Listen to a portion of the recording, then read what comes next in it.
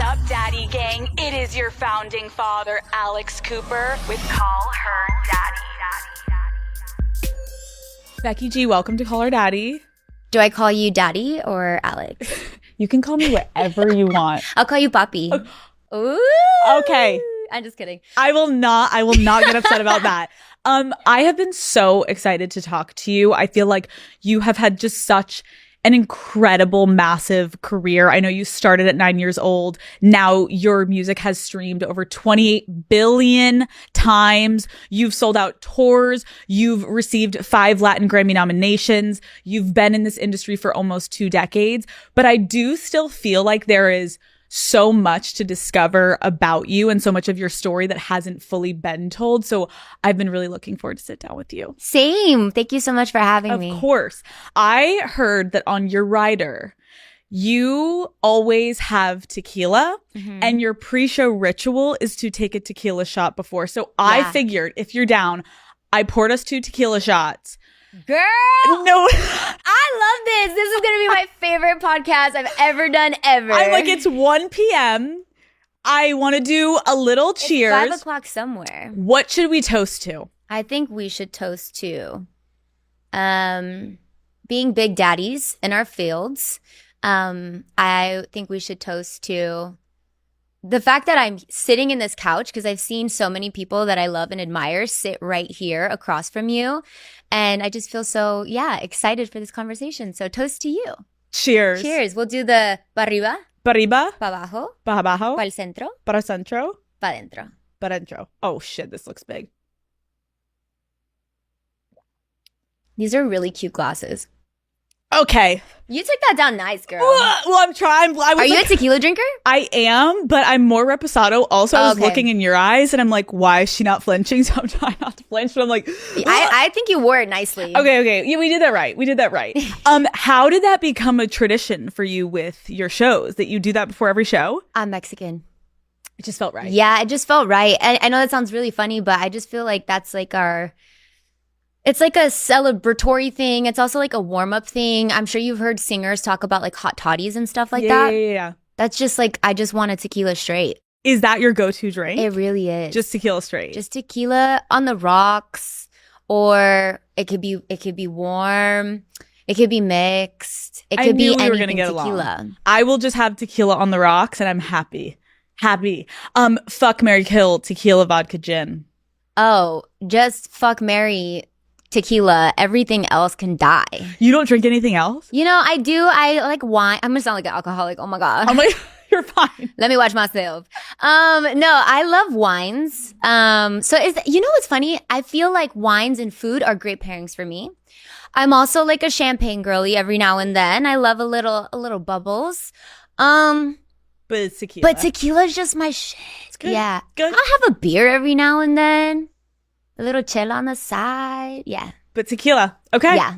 Okay, we're going to kick it off with a game. Oh, let's go. I'm going to ask you some of your firsts and your worsts. Oof. Are you ready? Yes. Okay. What is the first thing you do every morning when you wake up? First thing I do every morning when I wake up? I don't know. Try to get it together, girl. Yeah. It depends on the season. If I'm in like recovery season, it's like meditation. I make my morning coffee at home. If it's a busy season, I'm probably panicking at the like multiple text messages that I've missed that have, approvals that I need to get to and deadlines that need to be met. That's the season I'm in right now. It's funny. It's like, I want to be that girl that's not like, I look at my phone, but I'm like, oh, fuck, I am that person that's like, I look at my phone, I check, and I'm like, I need to stop. Yeah. And so I do. I catch myself. I would say like I try to... A balance is impossible to sustain all the time. It's just, you have to recalibrate. Okay, good answer. What's the worst habit you have? You know what it used to be? Biting my nails. These are my actual nails, y'all. Oh, wow. I do not bite my nails no more. I am so bad at that. Chronic and nail that's why biter? I just do gel. Because I'm like, okay, who is the first celebrity that actually left you starstruck? Oh, shit. Oh, damn. You know what's so crazy? Okay, obviously you've probably had the same thing where it's like, this is what we do, right? So you're like, play cool, play cool. And you'll meet some people and they're so much more like human and chill than you thought they would be. So you're actually not as like, woo, like, oh my God, you're actually like, oh, you're cool as fuck. Like we can have a conversation and I don't feel what I thought I was going to feel in the best way, not in a bad way. But I would say when I did the Oscars for the first time, and I was doing the rehearsals on the stage, I wasn't even starstruck by the person themselves, but the photo cards that they have of them. You know how they have pictures of them? Yeah. Girl, Denzel Washington. I was like, I've seen him in so many movies. Like, why is it that I'm freaking out right now? Like, he's gonna be right there when I'm singing. Like, huh? That actually is such a good answer too, because it's not like Denzel Washington's like finding And I've places to met get paparazzi. so many like mega super famous people that are obviously like so worthy of like kiss the ground they walk on. You know, they're so Denzel. incredible. No, that's a good answer. He's a legend. Yeah. Okay, what's the worst rumor you've ever seen about yourself online? Look, I know AI is a touchy conversation these days, but I be seeing the craziest pictures of myself. And they're fully like AI. Crazy. No. Crazy. Has it ever But been like so now bad? I know what I'm gonna look like when I'm pregnant and she's giving cutesy. Like I'm here for it. Dude, that's getting scary. It's scary. What is the worst date you've ever been on? I remember still till this day, I love food. So like if you have me choose between you and food, I'm gonna choose food. Because food's always been there for me. You know? I remember it was so awkward. And like me and this guy were like dating for some time too. So it was like, okay, you're getting a little too comfortable and I don't like this. But it was something as simple as like the food came and I was like eating and I do happy dances and like I don't chew with my mouth open, but I take big bites, you know? I want to get a little bit of everything on the plate. And this homeboy has the choice of words to say, you know it's not going anywhere, right? Like, okay. I would be so livid. No, I remember. And I'm like, motherfucker, you brought me to Olive Garden. What did you think was going to happen? Wait, so he brought... Unlimited breadsticks. Like, Wait. Those breadsticks? And the pasta. They won't be there forever. I know it's frozen technically, but it's so good. Like, the consistency. It's just, you know? The fettuccine Alfredo. Yeah. Oh, and wow. you dip the breadstick in it. It's just, What was your reaction? No, I just remember I kept eating my food. I was like, you're just background noise right now. Like, I'm going to chew with my mouth open. I hope you don't like me. Break up with me right now. You're like, I'm going to finish this and then I'm going to actually leave you. But again, I'm not leaving until I finish this meal. Yeah. And it's unlimited soup and salad, bitch. So. Girl. Oh, I would be livid. Okay. What is your worst irrational fear? Worst irrational fear? You know, I had a feeling we'd get into like therapy talk eventually, we're getting there. But like this is a little soon. I think just it's not really irrational, I guess, but just like letting the people I love down, like, yeah, the people I love down is like, letting them down is just, it's a lot. Yeah. Yeah. So let's get into therapy talk. Yes, let's do it, girl. Call Her Daddy is brought to you by Depop. I feel like we all have that one chair in our bedroom that becomes the I'll deal with it later pile. Well, for me, that pile has slowly taken over my entire chair and the whole floor and the whole room. Okay. And there are pieces in there that I have been meaning to sell since my 2020 tie-dye sweats era. Yes, I know. Let's not talk about, also the barrel jeans phase. You guys remember that? That trend was just simply not for me. Okay. It came and went quickly, thankfully. But that's where Depop comes in, because what feels wrong in your closet might be exactly what someone else has been searching for. Depop is a resale marketplace where you can buy, sell, and discover secondhand fashion that you'll actually be excited to wear. And I know reselling can sound a little intimidating, right? But they make it so easy, guys. You literally just take a picture of your item and Depop helps with the rest, even suggesting a price to help it sell. One of the best parts is the buyer pays for shipping and there are no seller fees. So you Keep more of your money. Amazing. We love to hear it. And you don't even need a printer. You can choose a convenient drop off and call it a day. Whether you're cleaning out your closet, looking for a Friday night out outfit, or just experimenting with your style, Depop has something for everyone and every style. If your closet needs a reset, start with Depop. Download the Depop app now and start listing today. Okay, so take me back. Tell me about growing up in Los Angeles. Like, what was your community like? I mean, I'm a proud Inglewood native, and I'm a proud Chicana. I'm Mexican American. I'm one of 19 grandchildren on my mom's side and one of 15 on my dad's. There's grandbabies or great grandbabies now, so I'm a tia. I have nieces and nephews, and my baby sister just had a baby too. So the family just keeps growing. So I grew up around a lot of community. It, as my grandma would say, like mi pueblito, like my little village. Like this was everything for us growing up. So I feel like I grew up feeling supported and feeling like I was never truly alone, even though obviously you go through things in life that sometimes you do feel lonely in. I always had like my tribe. You had all these people. Yeah. Yeah. And I would say Inglewood, it's a predominantly brown and black community. I grew up watching the airplanes take off from LAX and land into LAX. And I would always wonder, where are those planes going and where are they coming from, And now, like, it's so crazy to fast forward to where my life is now. And I'm still here. I'm still in LA. I'm a proud Angelino. But I'm on the planes now. And I get to see my grandparents' houses, depending on which side of the plane I'm sitting on. Because if you know LAX and you're on a plane, if you're on the right side, you can see Inglewood on the right side. And if you're on the left side, you can see Hawthorne. And that's kind of like the South Bay. Like that's like where my family is from. It is so crazy that like no matter how successful you get and where your life takes you, you still connect that younger version of yourself where like that little girl was like, I want to be on one of those planes one day and like I want to see the world. And now every time you're on a plane, you're looking down being like, oh my gosh, I'm the girl on the plane now, which is really sweet. Yeah. I do know that at 9 years old, you decided to start working to help support your family, which is like, that is really, really young. That's about like third grade.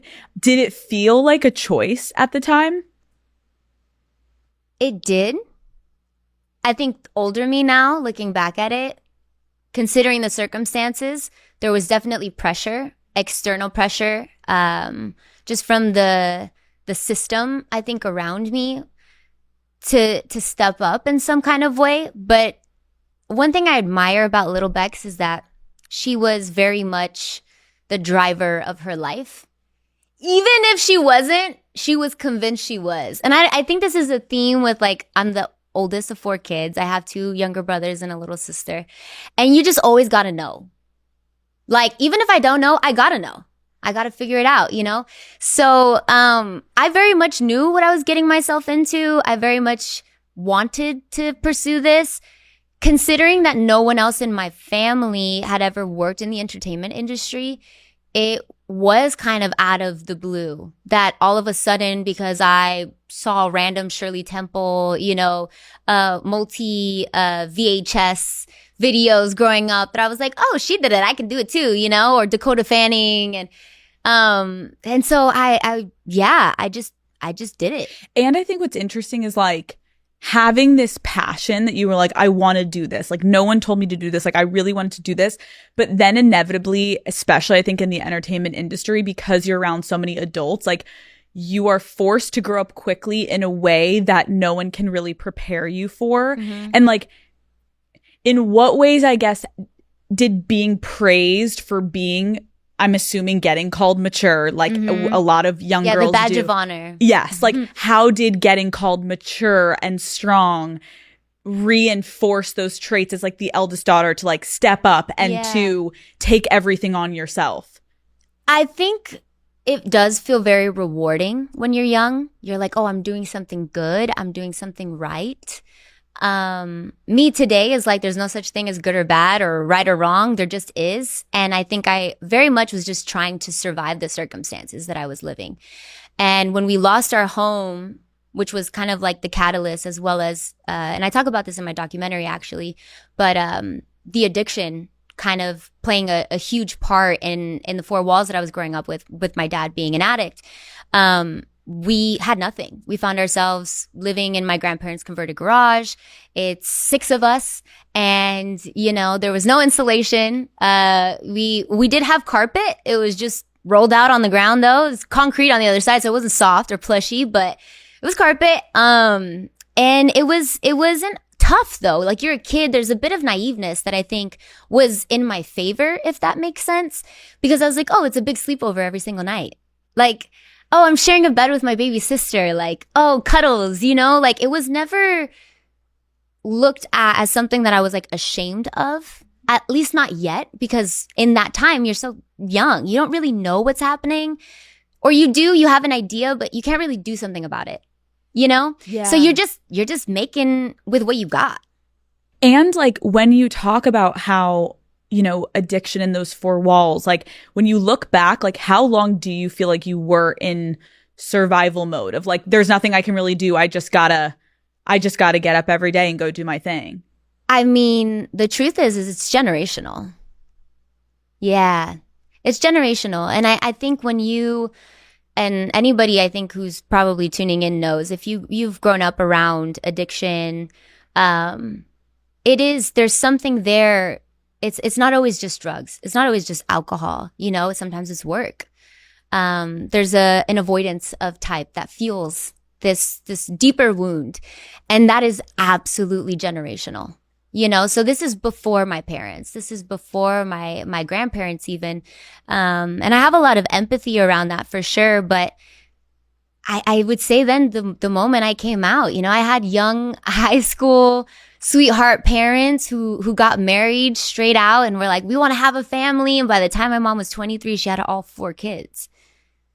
And I think what's so interesting when something is generational, it's like it inevitably is so hard to not have it just be this like normalized, understood thing, that it actually takes someone going against the grain and making things like a little uncomfortable or calling things out to actually have it not continue to be this transgenerational trauma. Mm-hmm. But that takes such an effort to break. And so when you are such a young child, how are you going to do anything other than like fall in line and play your role? And then eventually when you have some more autonomy, then you'll be able to look back and be like, what would I have changed about that dynamic? Right. But until you have that, there's nothing you can really do. And I think something that could be really relatable to the audience watching is like, it makes me think back to that word mature as a young mm-hmm. girl. Like, you shouldn't have to be mature at such a young age. So when you are given that validation that makes you feel like you're in the inner circle of adults, it's intoxicating. But what it really is when you get older, you look back, you're like, that's really fucking dangerous to tell a young woman, like, you're so mature, you're so strong. It's like, but should I have had to be that mature and strong? Like, did you ever feel like, why am I carrying a lot of this weight? Like, when did that click for you? Because I'm assuming it did. It absolutely did. It manifested physically before it did with like full conscious awareness. So a lot of my symptoms were full-blown panic attacks, multiple a day, chronic people pleasing. The words no, like the way my body would just like literally like contortion in a sense if I like really felt to know and I had to say it. And most times I would fold and I'd be like, okay, well, maybe not. Like, because I'd see the reaction on the other side. Yeah. Growing up in this industry longer than I've ever not been doing it, it was like the perfect storm.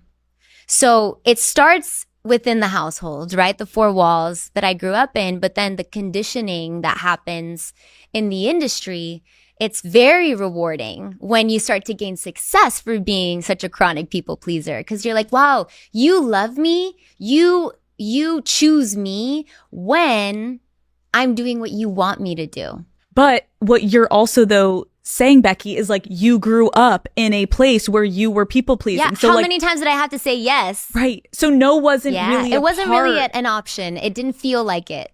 Can you also talk about, you mentioned earlier, which I think so many people will relate to, is also the added level of complexity of being the eldest daughter? Oh, girl, you want to get into birth order theories? We could do that. We can do all of attachment theories. I am definitely someone who I think in the beginning was like, oh, I'm just an empath. Like that just is, like, and I am. I am somebody who chooses to lead with, kindness and awareness around how someone is allowed to feel, how they want to feel, even if it doesn't align with where I am at. But that's like the progress part that I've gotten to. If we rewind a few years ago, yeah, I was like, oh, I have to be a self-sacrificer. I have to give up mine for the greater good. I have to, think logically and not about how I actually feel. And I think a lot of firstborns feel that way. But what's cool about learning about birth order theory, because I'm the oldest of 4 and I will stand 10 toes down for my brothers and my sister. I'm so thankful that they exist and they are my best friends. They didn't have it easy either, So it's not that like firstborns have it the hardest, but it's that we have a different version of our parents. Mm-hmm. All of us do. It's such a good point because I have friends who are the oldest child, and that is so in line with what they've said. And then also, I think any of my friends who are the oldest and had some instability in their home, a lot of times we talk about how a parentified child develops such a high EQ because you're so hyper aware of every single person's emotions in your family. And it almost forces you to be one step ahead of every situation so that like, this is how I'll solve it. This is how I'll handle it. Like, this is going on with my parents. Like, this is how I'm going to save my siblings. This is how I'm going to save myself. This is how I'm going to fix the situation. And you're constantly having to be ahead and thinking of everyone but yourself. And it's hard to realize that everyone's emotions are not your responsibility. Yeah. And I'm curious if you have any advice now, as you've like clearly done a lot of work on yourself and lived a lot of life, to anyone who is watching that has still that like weight or burden of being the oldest child and taking on so much responsibility. Yeah. Okay. Wait, as you're saying this, it's literally making me think about, there was a time where oh my God, this is going to be really embarrassing to share. I don't think I've ever shared this story, but I remember we were going through a lot as a family, and I was like, I was offered this opportunity to be a part of like this like Disney holiday experience, and I was going to perform, and it was going to be the coolest thing ever. And me and my family, we're from Cali, like we loved going to Disneyland growing up. And my baby sister had never been to Disney World before. So I was like, oh my God, like, things are not so good at home. I'm going to take my baby sister to Disney World. This is going to be amazing. I'm going to do some work, but we're going to have a good time. I do drinks around the world in Epcot and have one too many. And I wake up in my hotel room and I'm like, wait, the sun hasn't even gone down yet? Like, what happened? Like, I was in full panic mode, palpitations. Like, I'm sweating. I'm looking at my sister. And the moment I look at her, I just start crying. And I'm like, I'm so sorry. And my sister's like crying, but she's like laughing. She's like, this is my baby sister, guys. And because we're going through so much at home, I was like, I want to like take her to have a break from everything that we've been going through. And then here I am getting all topsy-turvy upside down. Yeah, but it sounds like, Becky, it's because you needed a break. Point. I hit a complete breaking point. And I'm over here crucifying myself, right? And I'm like, I'm the worst sister on the planet. Like, I can't believe I did this. Like, I ruined the trip. Like, I'm so sorry. I'm like, profusely apologizing to her. I'm apologizing to my girls who were on the trip. Morgan, who we were talking about earlier, my stylist, shout out to Morgan. And so it was like a very small group of us. And I called them to the room, and I'm like putting on this like, confessional, like apology of like why I did what I did. And I'm explaining myself, and they're literally looking at me like, are you serious right now? As they're still tipsy, by the way. Oh, right. They're like, girl. They're like, do you know what I have done? Blackout drunk. And also like, girl, like all of us are here because of you. You were looking at your sister being like, I am going to give you the reprieve that you need. Meanwhile, it's like what we just talked about, like, hey, actually seems like someone may need it a little bit more. Me, I needed it a little bit more. And me pasé de copa. And I was just like, And I walked away from it being like, wait. And so it just led to a much more open conversation around other young women my age who were like, wait, don't do this to yourself. Like, by the way, you know, that's like a thing, right? People go drinking around Epcot and it's like a challenge of like, how far can you go? And bitch, you made it to Frozen. Like you were like, let it go, let it go. And we were like, yes, like let it go. And you're in your head thinking you ruin everyone's time. Yeah. And you're like, oh my God, I ruined this whole thing. And it's like, girl, and like, why couldn't I just... Because of those let people pleasing tendencies where you're like, yes. you're so hardwired essentially. Yeah. Ready for the worst case scenario, ready to make sure that everyone else is comfortable. And everyone's like, Becky, go back to bed. And you're like, oh, yeah, that's just like a good example. Like, you know, some people are just like, girl, I don't even remember what happened. Wasn't that so funny? No, I was like, oh my God, I don't even remember what happened. Like, how did we get back? Like, oh my God, I put my baby sister in the worst position, as if she's not also like a whole like grown ass young woman herself, you know? Yeah. And so it was just like one of those times where I was like, yo, I need to check in with myself and I need to like dive into this. Like, why am I hanging myself up for something that should actually lead me to more curiosity? Yes. Like, what is going on? Yeah. And it's like, what's so crazy, because I have siblings too, and I'm the youngest, but it's like when you have dynamics with your siblings, no matter how old you get, you still kind of see each other in those four walls that you grew up in. Yeah. And so when you are around your siblings, like my siblings and I have had some really beautiful conversations around like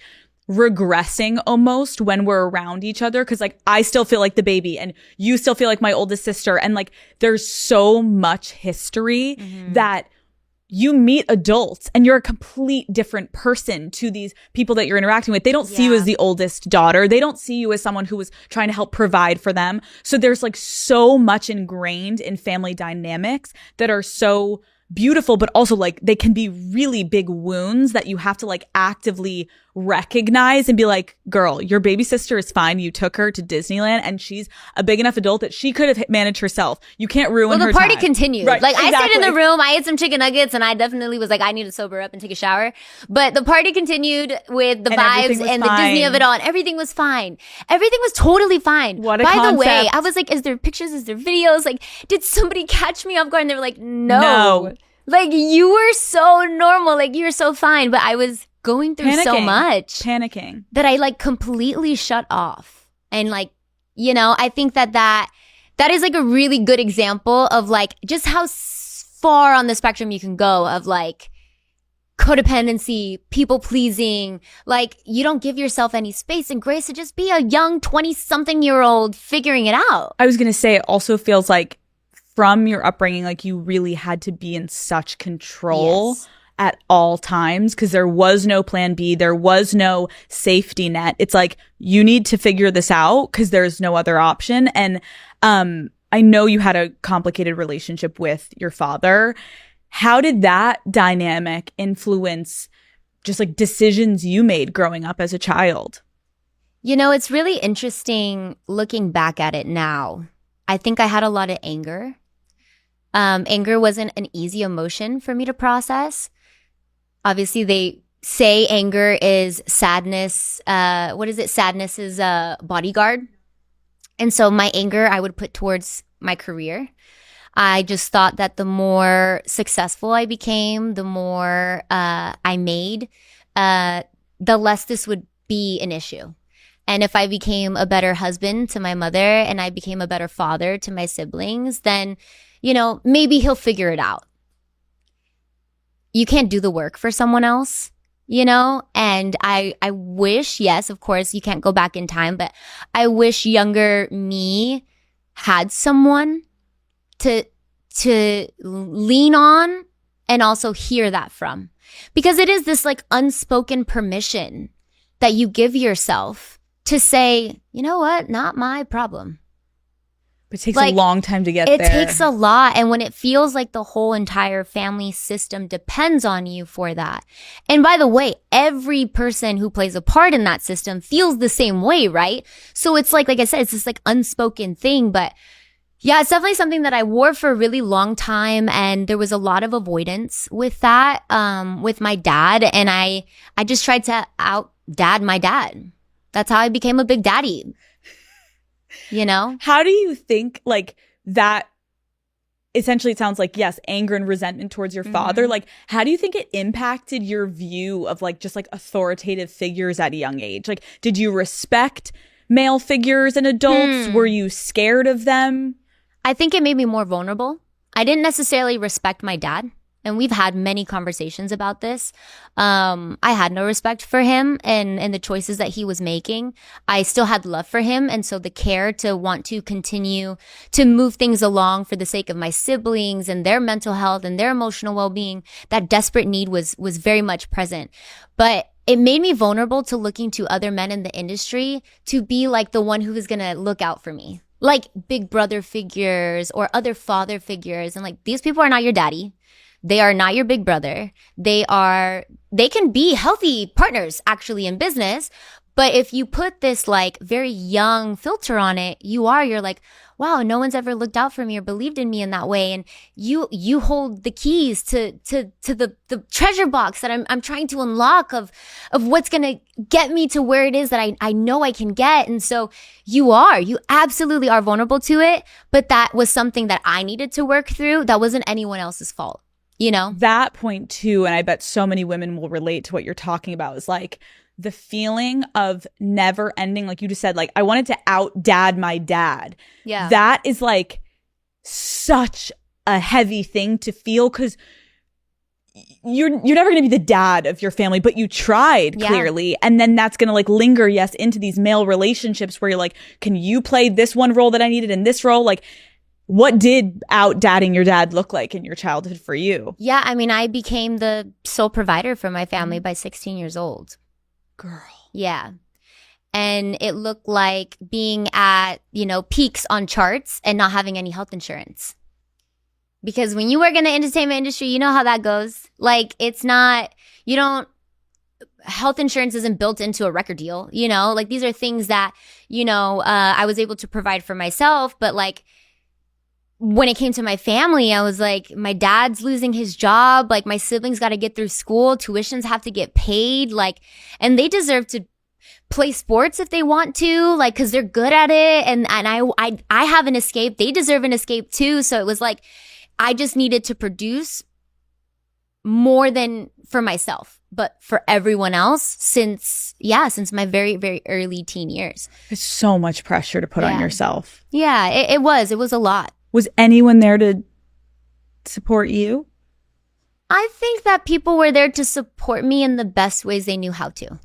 Yeah, I think my mom, oh my God, my mom is my girl. Like, my mom is somebody who, even when she didn't know what was going on, I think she had a good read on things. I remember it getting to a point where I had worked so hard to get far in my career, and optically things were very successful. Behind closed doors, things were not very successful. Financially, I was carrying a lot of weight. And so if I was just a single girl living on her own, like, I'd be just fine, but I'm providing for my whole family, and it looks a lot different.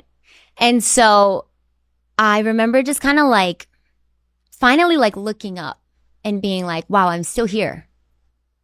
Like, I'm still here, and not in a good way. Like, I haven't moved forward. Like, I'm still in the same neighborhood I grew up in. I'm still dealing with the same shit when it comes to like my parents and their marriage. I'm still carrying these weights. And I thought I reached like a milestone at that point that many my age hadn't even really reached. And I was still hung up on the fact that like, but we're still here. Like, and I think that my mom, when she's witnessing me in that moment, it gets to a point where you're at a breaking point. You're like, this pressure is unbearable that like, I don't even want to exist anymore. And I remember my mom grabbing me by the face and telling me, you could choose to never pick up a microphone ever again. And I promise you it's okay. Like, you're good. We'll figure it out. We've always figured it out. Like, it's not on you. This isn't on you. And she took that off of me. Were you able to fully hear that though? Like, could you believe it? I did not receive it. Girl, that's a whole other thing. Was I willing to receive it? No. Because again, the system it's subconscious. It's not, I don't think our parents go through life saying, I want to cause our kids harm. I don't think our grandparents do that saying, I want to cause my kids harm. You know, these are just things that systemically exist, you know? And so when I say it's generational, like it's generational. And so I'm like, yeah, but somebody's got to do it. Because if I don't, who else will? And that was the voice that kept me going for a really long time. Until I ended up in therapy and I was like, yeah, I can't. This isn't sustainable. Call Her Daddy is brought to you by Uber Eats. You already know Uber Eats delivers your late night cravings in your favorite restaurants. But now, listen up. They are delivering something just as exciting. Ready for this? Sephora. All of your go-to beauty products can show up right at your door in as little as 25 minutes. Everything also is the same price as it is in store. You just basically save the time by not having to leave your couch or mid makeup, order it. So it's there by the time you have to finish your makeup. This has been such a lifesaver for me. I actually cannot explain it to you guys, especially when I'm shooting Call Her Daddy episodes outside of the studio. And I'm like, oh my God, I forgot this one makeup thing. No, totally fine. Uber Eats, Sephora, we're good to go. There are so many moving parts when we're on location also. And sometimes it gets super hectic and I'll forget my favorite lip liner. And then everyone's like, just use this one. And I'm like, I won't look the way I want to look. I need that exact lip liner and only Sephora has it. So basically, instead of running around or settling on what's ever left in my bag or borrowing from someone, I can just open Uber Eats and get exactly what I need right when I need it. Order Sephora on Uber Eats today and get your glam delivered straight to your door. Check app for availability. Delivery fees may apply. I feel like so much of our dynamic with our parents shapes the partners we choose and how we show up in relationships. Like, looking back, how do you think your upbringing influenced the relationships that you were drawn to? Oh, tremendously. Tremendously. I think the first time we ever experience love is through our parents' eyes, you know? And it's, yes, of course, in the way they love us, but also in the way they love each other. And I think I grew up in a culture, I mean, it's going to sound funny, but it was like very ride or die. And like me today is like, if I ride, why do I got to die? Like, why do we got to die? Where are we going? I want to know. Like, if I'm riding, there's some conditions here. There's some boundaries that I'd like to put in place, you know? But it was very much this, like, my grandma would say this phrase to my mom with my dad in regards to their marriage. Like, ponte las guantes, mija. Like, put your gloves on. Like, you're going to fight for your marriage. And I remember being young and being like, well, that's very one-sided. Like, shouldn't it be both sides? Like, shouldn't it be? But you can only meet people as deep as they've met themselves. And I think my mom had a very profound way of loving. And my dad did too, but it just looked very differently. You know, it looked very different. Yeah. I know you grew up in a household where one of your parents cheated. And then in your documentary, you opened up about being betrayed by your partner. How did you decide to share that with the world? You know, I remember going into that process with the documentary in particularly, and there being conversations about, are you going to talk about this, you know, very public situation? Or are you not going to talk about it? And I was like, well, we're going to talk about it. We have to. To me, I've always believed like half a truth is still a lie.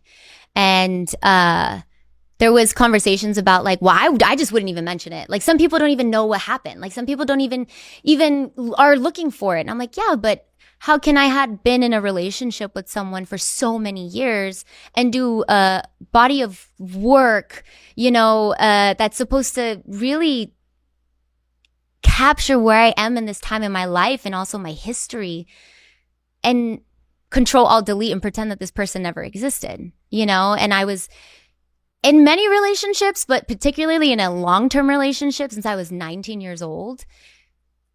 And I know that there's like things online about like the 19 theory, like, you know, when you go, I think anybody who gets into a serious relationship at a young age isn't conscious of the fact that you are going to shed and you are going to go through seasons. And that doesn't stop necessarily. But in your younger adult years, I think I had a very strong sense of self based off of old programming.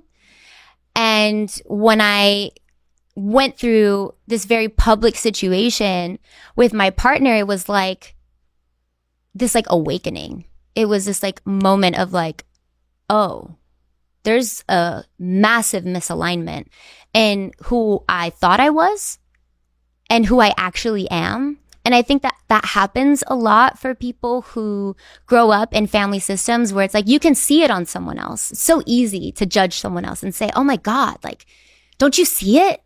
You know? And then you can find yourself on the other side of that table the next day and be like, wait, hold on. Not everything is what it seems. And also, I am not my mother and he is not my father. And so there's also the possibility that there's an opportunity here for there to be some healing, whether together or not.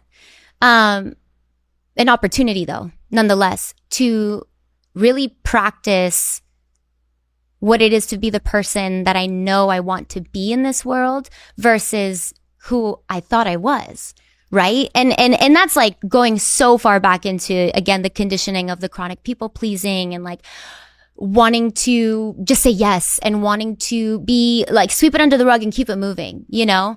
Yeah. And even like, I appreciate you saying that because I think having had, like, you just, like, we're talking about like watching your father cheat on your mother and being like, okay, I have a documentary moment where I have something playing out in my life that to me at face value could look like I'm reliving what happened to my parents.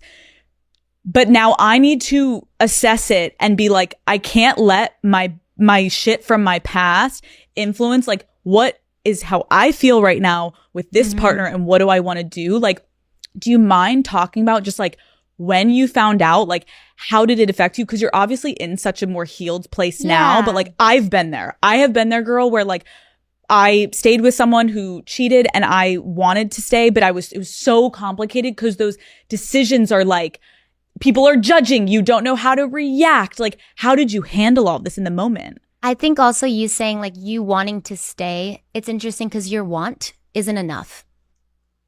Like you can want it so bad, but that's just not enough, you know? And I think that understanding where that want comes from is also really important.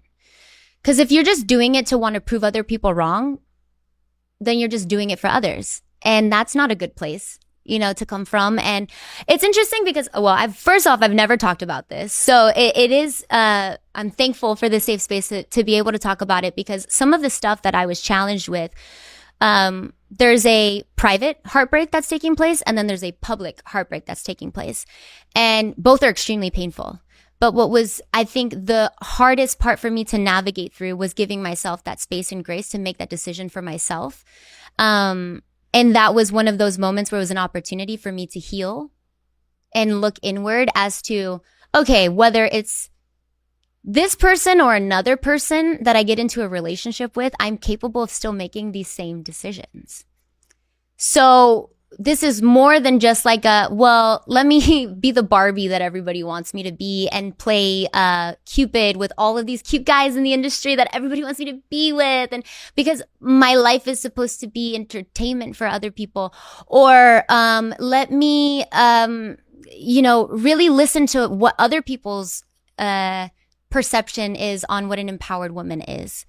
This very binary thinking, right? I wanted to go there. I really did. Oh man, the therapy sessions that I had of this like very black and white space that I was existing in. It's like, and it was very clear to me that it was a space where I needed to decide for myself. But that's so hard, Becky, because like I think we all know, like there, especially because you were handling it in the public and private, like you just said, there is such a loud narrative, especially for women, of like, if you stay, you don't respect yourself. If you stay, you're weak. And like, what is your take on that assumption? And how did you manage to like block that out and be like, what do I want? It's interesting you say that. There's a quote that Esther Perel, who I know you've even spoken to, who I love. I have the biggest girl crush on her. She's amazing. I remember hearing something along the lines of like, back in the days, women used to be shamed for leaving. It was just a mistake. How could you leave? How could you throw it all away? He can change. And then now it's like the opposite. Now it's like, if you stay, you're a dumb bitch.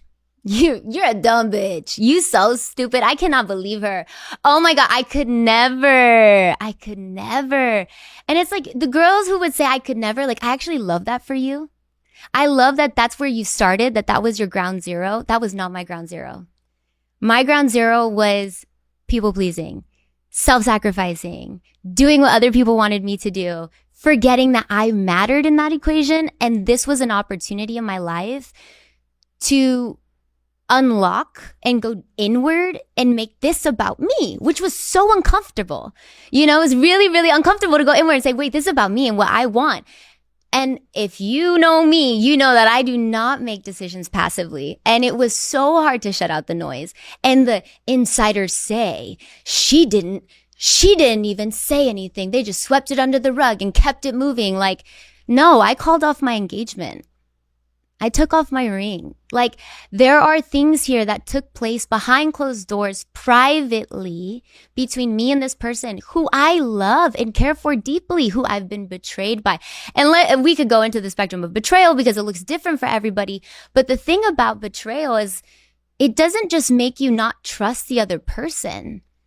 You don't trust yourself anymore. And so that was like, this ain't even about you anymore. This isn't even about them anymore. This is about me.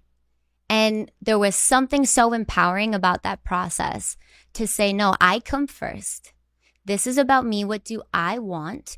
And there has to be alignment with the person on the other side. Like I said earlier, like the want isn't enough. The love isn't enough. Like love is, it's a beautiful thing to experience for someone. But I mean, considering everything I went through with my family, like I walked away from my dad. Like it wasn't something that I wasn't willing to do. And so I think the misalignment from a public perspective, how it was so, and I'm not really like a controversial person, you know, maybe getting blackout drunk at Disney World is probably the most controversial thing I've done. So It was so unfamiliar for me to kind of like wear this like, I don't know, this thing that was projected onto me that I am like not an empowered woman, that I'm a contradiction about what I sing about. And it's like, no, those feelings are real. What I sing about is real. Like there's so much more nuance to emotions. Like, you're putting me in a box and everything I've ever worked for is now being squeezed into this tiny, like I'm put to be this small all of a sudden. And it's like everything else I had ever worked on didn't matter anymore.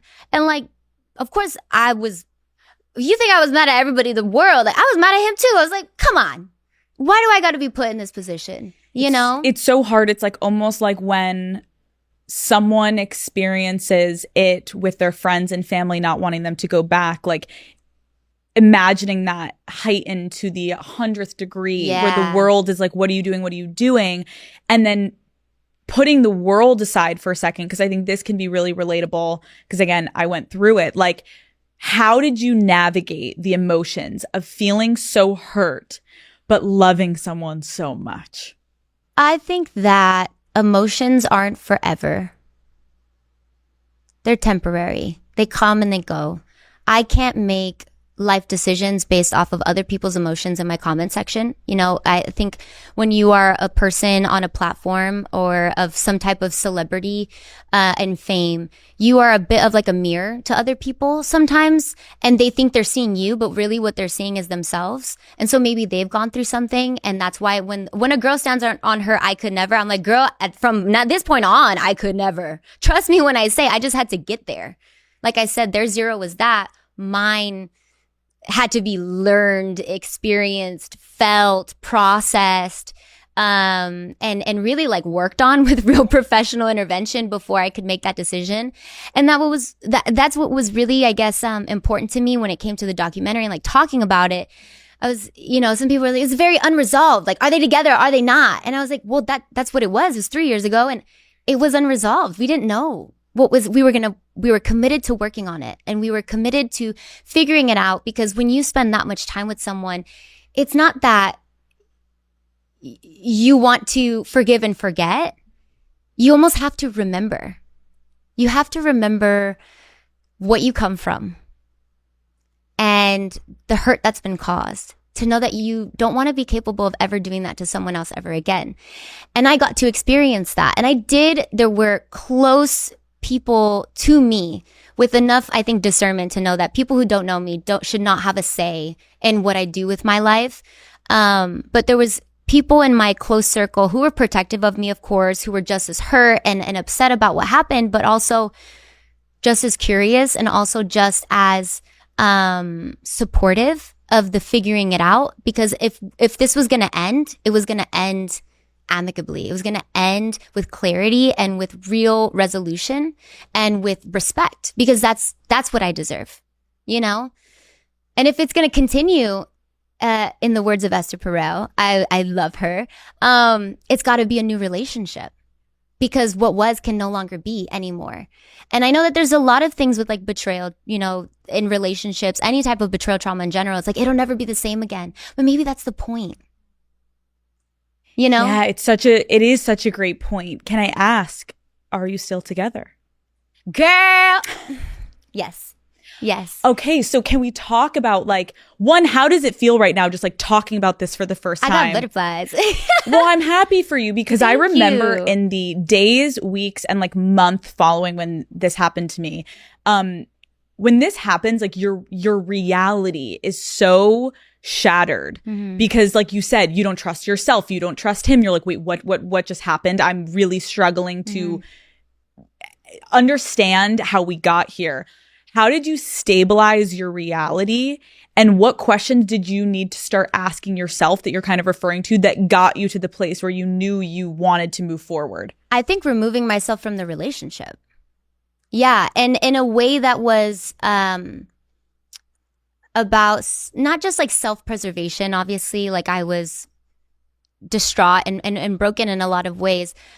But I think it was more like removing myself from the context of anyone I've ever had to be something to. So it was much deeper. Like what came from this revelation wasn't just like my romantic relationship with this particular person. It's like every romantic relationship I've ever been in. Every family relationship I've ever had, every business relationship I've ever had. How many dynamics have I been in where this version of myself has been in the driver's seat? And really taking the time to evaluate it, feel it, understand it, and then come to a place where then my needs, my wants are a lot more clear. And then getting to, you know, what is it called? Like conscious uncoupling, you know, like conscious uncoupling to then be like, this is the new baseline. Is there still alignment in where it is that we see ourselves? You know, and that was really empowering, not just for me, I think for the both of us, but especially for me, like getting to a place where I was like, oh no, like I'm allowed to change, I'm allowed to evolve, and I'm allowed to exist in this so much differently. And if I'm capable of doing it, what actions are you doing that proves that you are committed to the same thing? And that takes time. Like that doesn't happen in weeks. That doesn't even happen in months. Like this happens with continued effort and experiences and willingness, and it's that commitment to being different on both sides. I'd say that really is what unlocks the healing of it all.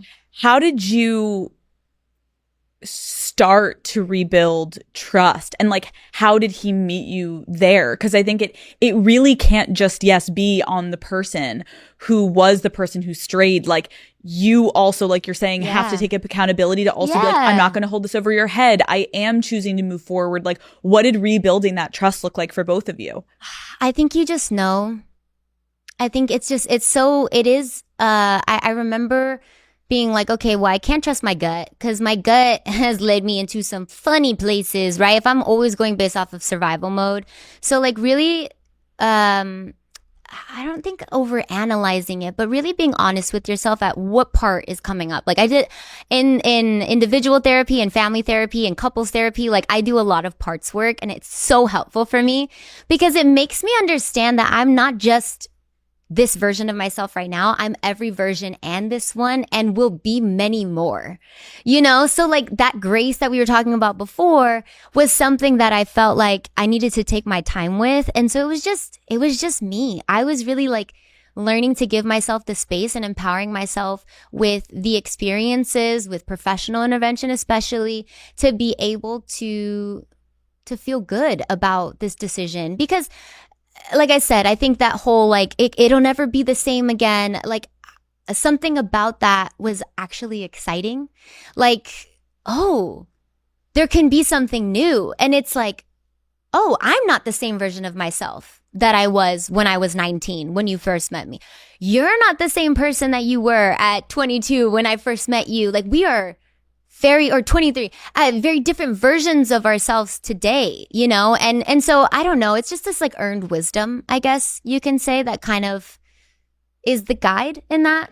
And I think what's so powerful of what you're talking about and very relatable is how you're talking about it's not just you as Becky at this age going through this with your partner. It's still like we talked about at the beginning of this is like the younger you watching your dad cheat on your mom and watching your mom with like the boxing glove analogy and being like, well, why do I gotta die? Like, why do I gotta ride or die? Yeah. Like, what if we can have these honest conversations? To go back a little bit to your childhood, how did you really, really have to consciously work to be like, my emotions right now are about my partner in this, or are my emotions right now about what my father did to my mother, and how am I going to try to differentiate that awareness was the two? very evident to me from the beginning, I think, at least in this season of my life when this took place. And so yeah, I knew I couldn't trust myself in that moment to make any decision. It was again very binary in my thinking. It was like, you're either fuck yes or absolutely not. And it was like, I'm going to end up in the same situation, if not here, with someone else. And I need to take this time to figure out why. Like, why? What is the why? I remember, I think it's in your documentary, you kind of talk about how your dad wasn't like entirely secretive about his infidelity with you. And it put you in some really difficult situations. Like, how, when you look back at your younger self, do you think those moments impacted you as a little girl? Yeah, of course it impacts you. I think it definitely leaves an impression of like, oh, so that just happens. And like younger me, teenage me, outworking my dad, being a better husband, being a better father, really standing on my I could never. It's different when you end up in your own situations, you know? And like I said, it wasn't just this particular relationship. It was like every relationship I had ever been in was a dynamic of me hoping that things would be different and masking this like subconsciousness of passiveness around this. To stay or to leave is anyone's choice to make, you know, for themselves. And I made my choice, and I made it from parts of me that I, like I said, really worked on and earned to feel good about that decision. But I also can see all the other sides now, you know, and it's really a relief to be able to talk about it, because I know that there's so many people who don't know me, fans who are very supportive and very loving, you know, who saw me kind of going through this from an outside lens, not knowing the details, not knowing everything that actually happened, not knowing that what you see is not always what it is. And I feel like for them to know, like, it wasn't something that was done passively, and it wasn't something that wasn't done taking everything into consideration. It's not that it was important to me for validation, but it was important for me in the sense of standing up for myself. You know? Absolutely. And I also, just to like reiterate what you're saying, I think it's so, I can even feel it from you. I'm also happy you're talking about it, because I can imagine, even if you don't give a shit about what the internet says or whatever, like, it is a little bit of an attack on your character when people are calling you weak or whatever. And you're like, there's so much that you don't owe people to tell them the amount of work you were doing behind the scenes.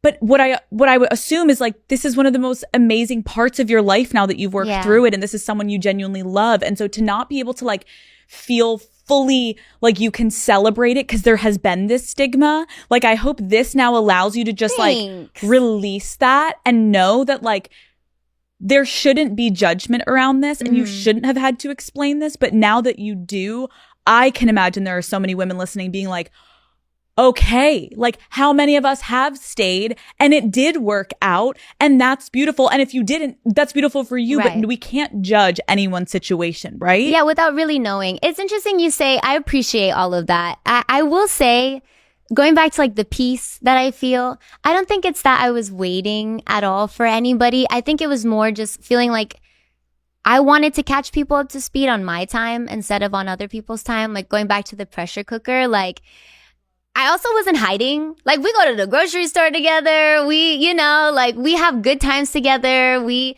are closest friends and family, you know what it is. And that's really all that matters to me. But I think, but it's that piece, you know, the difference between secrecy and privacy was unclear to me at a young age, growing up in the industry with everything and anything. And I think anybody who grew up on the internet, like I got discovered at 14 years old, making covers on YouTube. So I thought like, what I eat for breakfast, everybody should know. When I take a shit on the toilet, hey y'all, guess what I'm doing? Sitting on the toilet.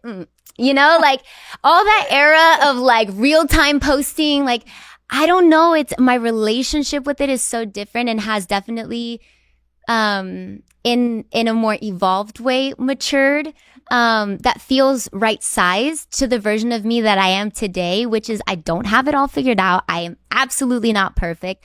But do I feel empowered? Yes, because empowerment as a woman isn't being perfect. It's living in your truth and standing in your truth and owning that there is a spectrum, an array of experiences and emotions and opportunities that are going to be taking place in this lifetime. And if I'm not fully present for it, that's where I'm really cutting myself short. And so to be fully present in this moment with you, talking about what it's taken to get here, you know, from the beginning up until this point is, yeah, it feels really good and feels really liberating. It's kind of what's been inspiring everything I've been working on. So it's amazing because you can see how also passionate you are about this current era, I guess essentially you're in. yeah. Can you see yourself getting married? Can I see? Oh, absolutely, girl. Okay. Yeah. Good to know. I would love to. I'm like, repropose to me. Why not? Propose to me every year. Why not? I love it. I've seen there was actually this really cute TikTok trend about this woman who was sharing that, and I thought it was adorable. But yeah, I guess to each their own, you know? Okay. I think something that's so incredible about you is like you're so positive. And I think that when people are faced with really difficult situations in their life, not this specifically, but just like everything we're talking about, there's kind of a choice you have to make. It's either going to define you or you're going to take it and you're going to grow from it. How have you managed to reframe challenges in your life and be so positive? Can I just say this? I can say the same about you. No, I actually think like PTG, post-traumatic growth, is a choice. And I do think that there is a shift in mentality that happened for me where it was like, I don't want to be a victim of anything. I want to be a survivor of things. And also, we deserve so much more than just to survive life, but to actually thrive in it. And that is also available to us too. And so I can change my mind today, and that's okay. And I can, you know, embrace different versions of myself that thought they knew what was best and not shame them or judge them. And same for future versions of myself. Like I can build her up and I can be her greatest champion because I know she's waiting for me like a relay. Like this shit's a marathon, girl. And we are all running it with ourselves and we just got to keep going. But constantly, of course, with connecting with ourselves, understanding like what is it actually going to take of me, what is it going to cost me, because when I say yes to something, I'm also saying no to something else. And if I'm saying no to something that actually means more to me, like I should take time to understand that, you know. And so with everything that's been taking place, with my growth now being kind of the source of inspiration, the phoenix that I feel that I am, rising from the ashes of so much that I had to overcome in my younger years. I just feel like, I know it sounds funny and we talk about being a bad bitch, but like, man, like it feels really good to know like she's always been there. This isn't like a new era. This is just an expansion of who I am, you know, like I'm just evolving. And I think it's so inspiring for people listening because, like, I can assure everyone that you and I have both sat in moments in our life where it has felt like the lowest and it has felt so horrible.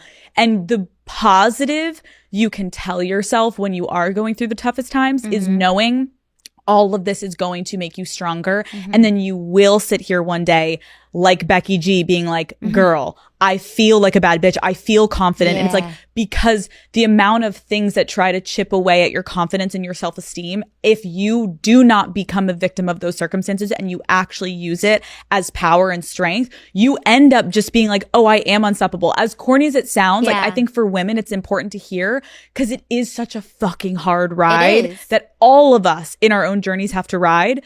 But when you start to kind of reshift that mentality, it doesn't happen overnight. But at some point you're like, am I going to just keep getting fucking knocked down and be like, this is so depressing. This person did this to me. I hate that. Or you can actually change your entire life if you just reframe the way you look at things. And it is a lot easier said than done. My advice would be to feel it.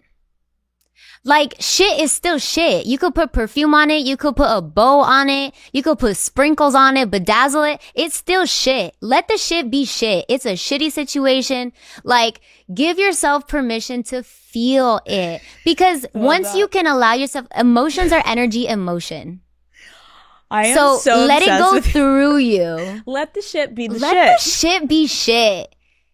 And remember, you're always deep down inside, you are that bitch. Like, you really are. And she's just gotta, like, we forget, like, I think we live in such a hustle culture where it's like, we're like proud to be like, I'm burnt out. Like, oh my God, I haven't slept. Like, don't be proud of that, mama. Like, rest, recover, like, prioritize, like, your well-being. Like, these are things that, like, of course I had to learn, but like, I definitely hold so much grace for the past versions of myself that had led me to this version because I'm just like, damn, like, we really are out here functioning, thinking that, like, it's just going to move on. And it's like, this too shall pass is something that I've lived by, for sure. But I think that, you know, life will keep meeting you with the same lessons until you actually listen and learn it. And you can think, oh, you know, different job or different person or different environment. Like, I move my life across the world. You will continue to attract the same things if you don't level up your frequency and nurture yourself and put yourself first. Girl. Yeah. We all needed that. Yeah. Daddy gang, we are so back. It's the moment. It is really, truly the moment we've all been waiting for. Spring is finally here. Thank you, God. The UV is getting high enough to tan. The outdoor concerts are lining back up, and suddenly the group chat that went completely silent all winter, yes, it's popping off again. But none of that would be complete without a White Claw, okay? When the weather warms up, I am running to the store and grabbing some White Claws. Their new blood orange flavor has become my go-to. It comes in a variety pack, and so everyone gets their favorite.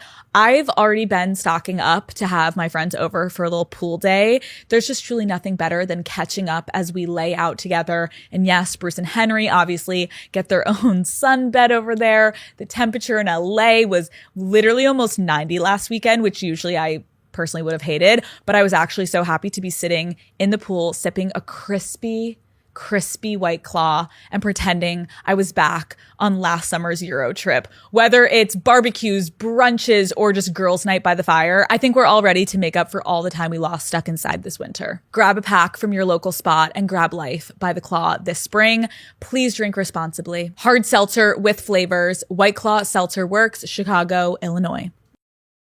I want to also talk about how that kind of becomes then applicable to the industry you're in with regard to women. It's no secret that the world is set up to make us feel like there's only space for one woman in the room. And I think in your specific situation, the media constantly tries to pit you and other artists against each other. How have you navigated this throughout your career? I think we are realizing that I always say, juntas somos más. Together we are so much more. And I've been blessed that in my career, I've been able to lead with that mentality. And there were situations growing up in this industry, whether it was in the English market or in the Spanish market, which now I'm just like, I'm Spanglish speaking. I no English, no Spanish. I just am who I am. But specifically in the earlier years where it was very separate, that programming was still the same, like deeply rooted in the media and in the industry systems. And it was interesting going into like Spanish music because it was the most empowered I ever felt as a young woman in my artistry. But it was the most macho world that I could be involved in. And there was very few of us at the time. And it was like an iconic, like few of us, you know, that were doing it like in the mainstream way. And I look back at it and it's like the fact that radio or playlisting had the audacity to be like, we can only have one female in rotation. And I'm like, so you're going to say that to me, Karol G, Nati Natasha, Anita, like, who are all global superstars in their own right today, but was Karol G from Colombia, Anita from Brazil, you know, Becky G coming from LA, Nati Natasha coming from, you know, the Dominican Republic. Like, that's what we were dealing with. We were dealing with being on, you know, radio shows, like festivals and stuff. And, you know, you're toe to toe. Like, it was so cool to be a part. To me, my experience in it was really great because there was a lot of synergy with where we wanted to come together. But, you know, we're toe to toe with our boys, like on the charts, and we're like, haha, you know, we're all gang and hanging out. And they're just as supportive of us, but we're looking at their shows like, well, they've got 20 dancers and crazy scaffolding and amazing lighting programming. And I'm here with 4 dancers and my DJ, who's my cousin, who's been with me since day one. And we are very limited because what we're getting compared to what our male counterparts are getting looks very different. And instead of being like, why don't we get what they get? It was like, all right, we're going to work together. So, we're going to get the same makeup artist. I'm going to get the early shift. You'll get the later shift, or swap skis on the next show. And I'll get her flights and you book her hotel. And then, you know, Angie, right? Angie was our girl. Angie, she's that girl. The best beat Love her ever. Angie, shout out. She has the best beat. Shout out Angie Marr. Wow. So Angie would come with us and she'd be glamming all the girls, and we'd all be like pitching in, and it'd be like, we all look amazing. We all have the beat that we wanted. We all have like the styling and the everything because we were working together behind the scenes. And I don't think people really know that type of like teamwork was already being practiced backstage. And it was this like iron sharpens iron. Like, it's not personal. It's not me versus you. It's us versus the system.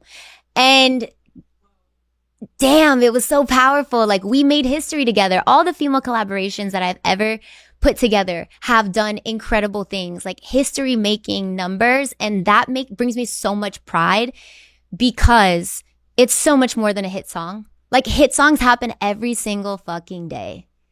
I saw something bigger. The amount of times somebody would tell me, if you think it's such a hit, why would you share it with somebody else? Like, why do you want to do this with them? And because it's them and I'm me, and us together is we, which is massive. Like, I needed to see that as a little girl. So I don't know. I guess for me, it's not really like, how do we prove to other people that we're deserving and worthy? No, we know we're deserving. We know we're worthy. Y'all better catch up or get out the way. And how incredible, because no, I don't think a lot of us knew that story.